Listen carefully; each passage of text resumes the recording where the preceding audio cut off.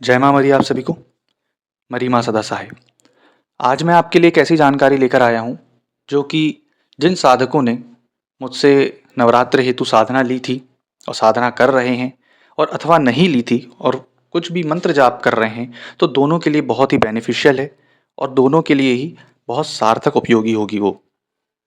अब आते हैं मेन टॉपिक पर कि किसी भी मंत्र जाप की ऊर्जा कैसे बढ़ाएं।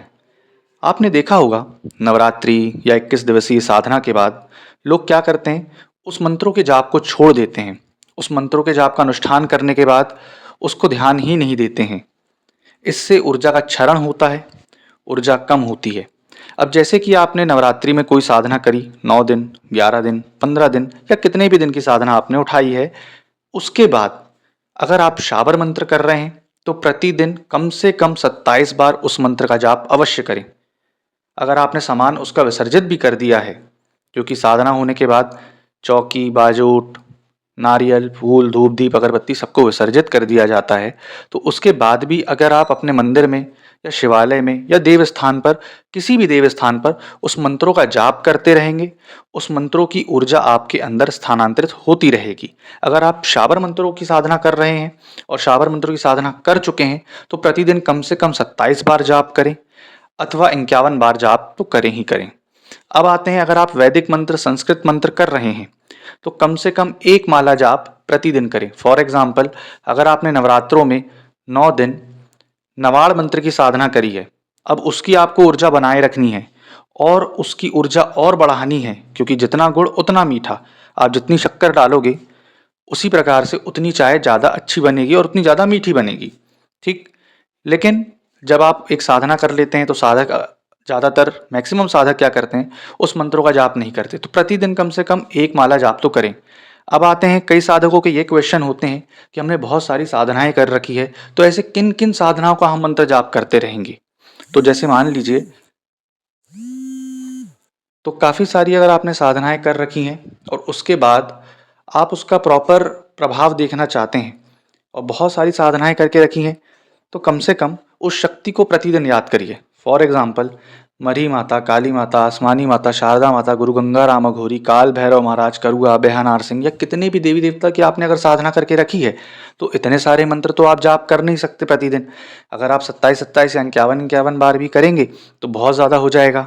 तो एटलीस्ट एक बार करें। अगर आप एक बार भी नहीं कर पा रहे हैं, तो नहा धो करके जब धूप दीप अगरबत्ती करते हैं, तो कम से कम उनको याद तो करें कि हे प्रभु, हे माता, हे देवी देवता, मैंने आपकी साधना करी है, तो मैं प्रतिदिन आपको ध्येय कर रहा हूँ, याद कर रहा हूँ, मन में याद कर रहा हूँ। क्योंकि आप जितना शक्तियों को याद करेंगे, शक्तियाँ उतना आपको याद करेंगी। ये सिंपल सी बात है। तो ये जो सारी चीज़ें हैं आपके साधना मार्ग में बहुत लाभकारी होती है, फलदायक होती है, क्योंकि साधनाओं की ऊर्जा बनाए रखना बहुत बड़ी बात है।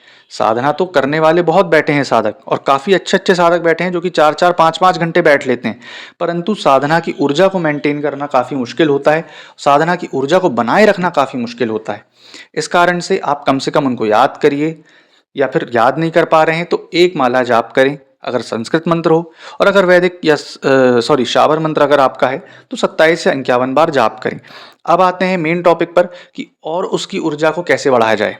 तो हर 15 दिन, जिसको पाक्षिक बोला जाता है, हर 15 दिन में जो पर्व पड़ता है उसको पाक्षिक पर्व बोला जाता है, जिसको हम बोलते हैं अमावस्या अथवा पूर्णिमा।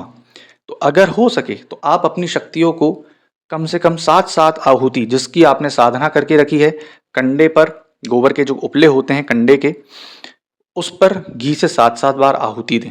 अगर आपको इतना टाइम अमावस्या में मिल जाए तो बहुत अच्छी बात है। अमावस्या पूर्णिमा दोनों दिन कर सकते हैं, अथवा अगर आपको टाइम नहीं मिल पा रहा है तो अमावस्या अथवा पूर्णिमा आप कर सकते हैं।